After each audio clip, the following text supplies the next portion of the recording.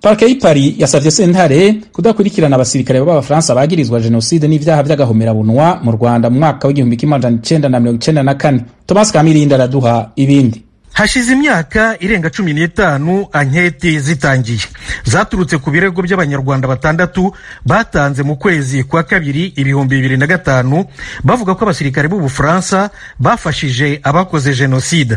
Mu rwego rwo kubikoraho anketi, umucamanza Brigitte Renaud wo mu rwego rw'ubugenzacyaha yagiye mu Rwanda mu kwezi kwa 11 mu 2005 guhura n'abatanze ibi birego. Bamubwiye ko abasirikare b'Abafaransa bari mu gice cya Turquoise mu burengerazuba no mu majyepfo y'u Rwanda bafashe abagore ku ngufu kandi ko borohereje abicanyi kunyereza abatutsi mu nkambi ndetse ko banabafashije kubica.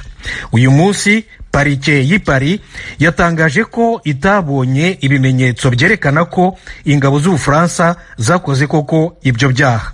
Yavuze kandi ko itegeko ryo mu kwa 8 2006 rishyiraho ubufatanyacyaha mu mugambi wo gukora genocide n'ibyaha byibasiye inyoko muntu ridashobora gukurikizwa kubera ko ryagiyeho nyuma ya genocide yo mu 1994.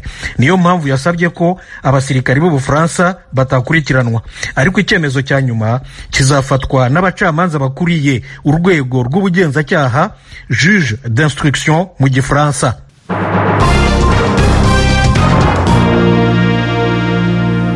Ikaze ku makuru arambuye duhera mu Bufaransa aho abashinjacyaha basabye abacamanza guhagarika urubanza ruregwamo abasirikare bakomeye mu ngabo za kera z'u Bufaransa baregwa ubufatanyacyaha muri genocide kubera kunanirwa kutabara abatutsi bicwaga mu 1994 mu Rwanda.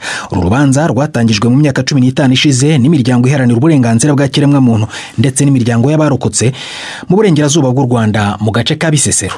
Inkuru ya Hugh Scofield uri Paris muragezwaho na Florentine Kwizera. Nyuma y'imyaka irenga 25 uruhara rw'igisirikare cy'u Bufaransa muri genocide yabaye mu Rwanda n'ubu ruracarondegwa kumenyekana neza. Iki kibazo kiraba igice kimwe c'ubwicanyi butandukanye aho bivugwa yuko ingabo z'Abafaransa zitwa yuko ziri mu Rwanda mu gikorwa co gutabara abanyagihugu zagumye zirorera igihe imigwi y'abahutu yari kirahiga buhonga abatutsi mu misozi ya Bisesero. Ariko inyuma y'imyaka myinshi y'amatohoza ubushikiriza amanza buvuga yuko atakimenyetso cerekana yuko abasirikare b'Abafaransa bo barafashije abicanyi canke ngo bareke kubahagarika ku bushake ku buryo byofatwa nk'ubufatanye muri ico caha ca genocide. Ubu rero ingingo yo gukomeza kwihweza ico kibazo canke kubihagarika iri mu minwe y'abacamanza bajejwe amatohoza. Mu kwezi guheze icegeranyo c'abanonosoye ivyakahise ku Bufaransa cerekanye yuko ico gihugu gifise uruhara ku vyabaye muri ubwo bwicanyi bw'agahomerabunwa, ariko yuko Ubufaransa butifatanije n'abakoze genocide.